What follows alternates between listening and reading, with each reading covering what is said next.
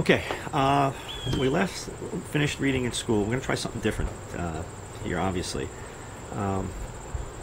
We read in school up to the part where the great marlin jumped out of the water. Santiago realizes it's 2 feet bigger than his skiff. It's the biggest fish he's ever seen, the biggest fish he's ever caught, obviously. He's having problems with his hand. His left hand is cramped. I have my official Santiago hat, my Santiago shirt, all ripped and torn. Even have my Santiago fishing pole. So I'm ready. Okay, so we're gonna read. We're gonna try something different. We'll talk about this, see how you like it or not in school tomorrow. But where we left off was at the top of page 64. Okay. It will uncramp, though, he thought, talking about his hand. Surely it will uncramp to help my right hand. There are 3 things that are brothers: the fish and my 2 hands. It must uncramp. It is unworthy of it to be cramped. The fish had slowed again and was going at his usual pace. I wonder why he jumped, the old man thought. He jumped almost as though to show me how big he was. I know now anyway, he thought. I wish I could show him what sort of man I am. But then he would see the cramped hand. Let him think I am more man than I am, and I will be so. I wish I was the fish, he thought, with everything he has against only my will and my intelligence. He settled comfortably against the wood and took his suffering as it came, and the fish swam steadily, and the boat moved slowly through the dark water. There was a small sea rising with the wind coming up from the east, and at noon the old man's left hand was uncramped. Bad news for you, fish, he said, and shifted the line over the sacks that covered his shoulders. Remember, the fishing line is going around his back, and he's holding it as he's being pulled. He was comfortable but suffering, although he did not admit the suffering at all. I am not religious, he said, but I will say 10 Our Fathers and 10 Hail Marys that I should catch this fish. And I promise to make a pilgrimage.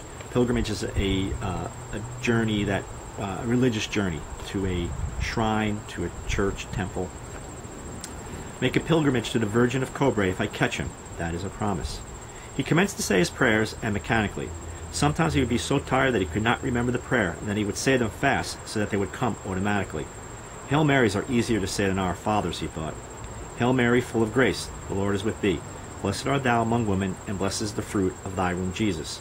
Holy Mary, Mother of God, pray for us sinners now and at the hour of our death. Amen. Then he added, Blessed Virgin, pray for the death of this fish. Wonderful though he is. With his prayer said and feeling much better, but suffering exactly as much and perhaps a little more, he leaned against the wood of the bow and began mechanically to work the fingers of his left hand. The sun was hot now, although the breeze was rising gently. And it is really hot here, and there is no breeze rising. So I kind of feel like Santiago almost. Yeah, I know I look like him, haha. I had better rebait that little line out over the stern. So he's got a line out over the back just to catch. Remember, he caught a tuna and he ate that. He's just got his little fishing line there, catch some sort of fish so he could have something to eat. If the fish decides to stay another night, I will need to eat again, and the water is low in the bottle, as it is low in my bottle. I don't think I could get anything but a dolphin here, meaning mahi-mahi. But if I eat him fresh enough, he won't be bad. I wish a flying fish would come on board tonight, but I have no light to attract them. A flying fish is excellent to eat raw, and I would not have to cut him up. I must save all my strength now. Christ, I did not know he was so big. I'll kill him, though, he said, in all his greatness and his glory. Although it is unjust, he thought, but I will show him what a man can do and what a man endures. Okay, traits of a Hemingway hero. A man's got to do what a man's got to do. Endurance. I told the boy I was a strange old man, he said. Now is when I must prove it. The 1,000 times that he had proved it meant nothing. Now he was proving it again. Each time was a new time, and he never thought about the past when he was doing it. I wish he'd sleep, and I could sleep, and dream about the lions, he thought. Again, the recurring theme of lions, dreams about the lions on the beach. Okay, keep this in mind. Why does he do this? Why does he have this dream? Why are the lions the main thing that is left? Don't think, old man, he said to himself. Rest gently now against the wood and think of nothing. He is working. Work as little as you can. It was getting into the afternoon, and the boat still moved slowly and steadily. But there was an added drag now from the easterly breeze, and the old man rowed gently with the small sea and the hurt of the cord across his back came to him easily and smoothly. Once in the afternoon the line started to rise again, but the fish only continued to swim at a slightly higher level. The sun was on the old man's left arm and shoulder and on his back. Obviously the sun's on my right shoulder and right arm, so a little different there. So he knew the fish had turned east of north. Now that he had seen him once, he could picture the fish swimming in the water with his purple pectoral fins set wide as wings, and the great erect tail slicing through the dark. I wonder how much he sees at that depth, the old man thought. His eye is huge, and a horse with much less eye can see in the dark. Once I could see quite well in the dark. Not in the absolute dark, but almost as a cat sees. The sun in the steady movement of his fingers had uncramped his left hand now completely, and he began to shift more of the strength to it, and he shrugged the muscle of his back to shift the hurt of the cord a little. If you're not tired, fish, he said aloud, you must be very strange. He felt very tired now, and he knew the night would come soon, and he tried to think of other things. He thought of the big leagues. To him, they were the Grand Leagues, and he knew that the Yankees of New York were playing the Red Sox of Boston right now as we speak. Here I am doing this. I could be watching the Sox, but that's okay. This is the second day now that I do not know the result of the Juegos, Juegos meaning games, he thought. But I must have confidence. I must be worthy of the great DiMaggio, who does all things perfectly, even with the pain of the bone spur in his heel. Bone spur is the best way to describe it is maybe like bone chips in your heel. So imagine taking a step and having that pain every time you step, like on a pebble or stone in your shoe. That's what a bone spur is. And this is what Joe DiMaggio had, one of his injuries. What is a bone spur, he asked himself. Una espuela de hueso. We do not have them. Can it be as painful as the spur of a fighting cock in one's heel?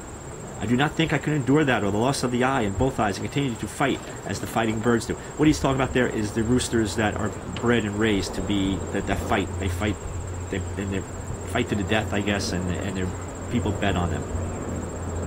Fighting birds. Man is not much beside the great birds and beasts. Still, I would rather be that beast down there in the darkness of the sea. Unless sharks come, he said aloud. If sharks come, God pity him and me.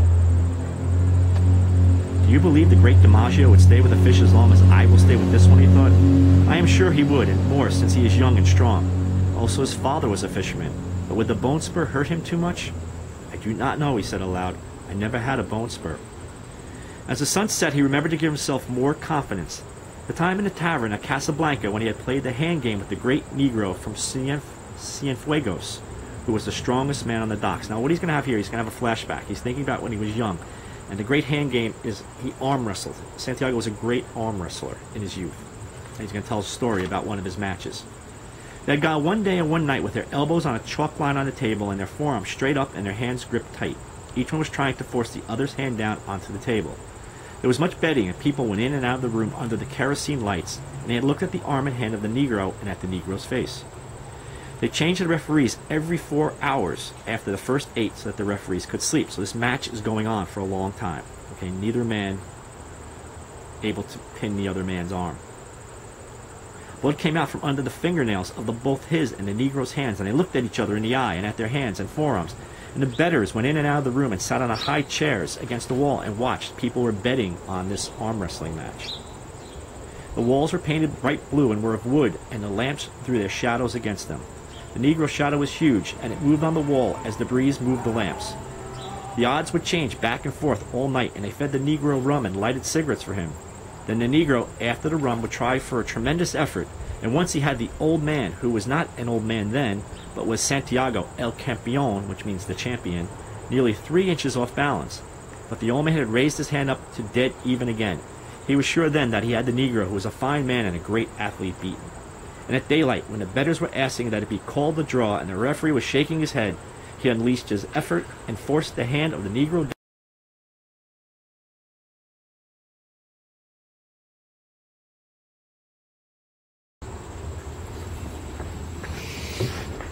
Okay, back to our story. Okay, so he arm wrestles this guy for 24 hours. He beats him, finally beats him, and he is called El Campeón, the champion. Okay, I'm going to pick up on 71. The sun will bake it out well now. He's talking about his hand. It should not cramp on me again unless it gets too cold in the night. I wonder what this night will bring. So now he's going to his second night out on the ocean with this great fish. An airplane passed overhead on its course to Miami, and he watched the shadows scaring up the schools of flying fish. With so much flying fish, there should be dolphin, he said, and leaned back on the line to see if it was possible to gain any on the fish. So he's looking to catch another fish, something to eat to keep the strength up. But he could not, and it stayed at the hardness and water-drop shivering that preceded breaking. The boat moved ahead slowly, and he watched the airplane until he could no longer see it. It must be very strange in an airplane, he thought. I wonder what the sea looks like from that height. They should be able to see the fish well if they do not fly too high. I would like to fly very slowly at 200 fathoms. Remember fathom, how the length of measure a fathom is? And see the fish from above. In the turtle boats, I was in the cross trees of the masthead, and even at that height I saw much. The dolphin looked greener from there, and you could see their stripes and their purple spots, and you can see all of the school as they swim. Why is it that all the fast-moving fish in the dark current have purple backs and usually purple stripes or spots? The dolphin looks green, of course, because he is really golden. But when he comes to feed, truly hungry, purple stripes show on his side as on a marlin. Can it be anger, or the greater speed he makes that brings them out? Just before it was dark, as they passed a great island of sargasso seaweed, that heaved and swung in the light sea as though the ocean were making love with something under a yellow blanket, his small line was taken by a dolphin, mahi-mahi. He saw it first when it jumped in the air, true gold in the last of the sun, and bending and flapping wildly in the air. It jumped again and again in the acrobatics of its fear, and he worked his way back to the stern, and crouching and holding the big line with his right hand and arm, he pulled the dolphin in with his left hand, stepped on the gained line each time with his bare left foot. When a fish was at the stern, plunging and cutting from side to side in desperation, the old man leaned over the stern and lifted the burnished gold fish with its purple spots over the stern. So he catches the fish, brings it onto his boat. Its jaws were working convulsively in quick bites against the hook, and it pounded the bottom of the skiff with its long, flat body, its tail, and its head until he clubbed it across the shining golden head until it shivered and was still. The old man unhooked the fish, rebaited the line with another sardine, and tossed it over. Then he worked his way slowly back to the bow. He washed his left hand and wiped it on his trousers. Then he shifted the heavy line from his right hand to his left, and washed his right hand in the sea while he watched the sun go into the ocean and the slant of the big cord. So the sun sets, we're going into our second night with the marlin. He hasn't changed at all, he said, but watching the movement of the water against his hand, he noted that it was perceptibly slower. I'll lash the two oars together across the stern, and that will slow him in the night, he said. He's good for the night, and so am I. So he's going to tie two oars together to produce something called drag, which will slow down. He hopes to slow down the fish even more. We'd better to gut the dolphin a little later to save the blood and the meat, he thought. I can do that a little later and lash the oars to make a drag at the same time. I'd better keep the fish quiet now and not disturb him too much at sunset. The setting of the sun is a difficult time for all fish. He let his hand dry in the air, then grasped the line with it and eased himself as much as he could, and allowed himself to be pulled forward against the wood so that the boat took the strain as much or more than he did. I'm learning how to do it, he thought, this part of it anyway. Then to remember, he hasn't eaten since he took the bait, and he is huge and needs much food. I have eaten the whole bonito. Tomorrow I will eat the dolphin. He called it dorado. Perhaps I should eat some of it when I clean it. It will be harder to eat than the bonito, but then nothing is easy. How do you feel, fish? He asked aloud. I feel good, and my left hand is better, and I have food for a night and day. Pull the boat, fish. He did not truly feel good because the pain from the cord across his back had almost passed pain and gone to a dullness that he mistrusted. But I have had worse things than that, he thought. My hand is only cut a little, and the cramp is gone from the other. My legs are all right. Also, now I have gained on him in the question of sustenance, meaning nourishment. Santiago has eaten, the fish has not. It was dark now, as it becomes dark quickly after the sun sets in September. He lay against the worn wood of the bow and rested all that he could. The first stars were out. He did not know the name of Rigel, but he saw it, and knew soon that they would all be out, and he would have all his distant friends. He's referring to the stars again as friends, just like he refers to the fish. The fish is my friend too, he said aloud. I have never seen or heard of such a fish, but I must kill him. I am glad we do not have to try to kill the stars. Imagine if each day a man must try to kill the moon, he thought. The moon runs away, but imagine if a man each day should have to try to kill the sun. We were born lucky, he thought. Then he was sorry for the great fish that had nothing to eat, and his determination to kill him never relaxed in his sorrow for him. How many people will he feed, he thought. Are they worthy to eat him? No, of course not.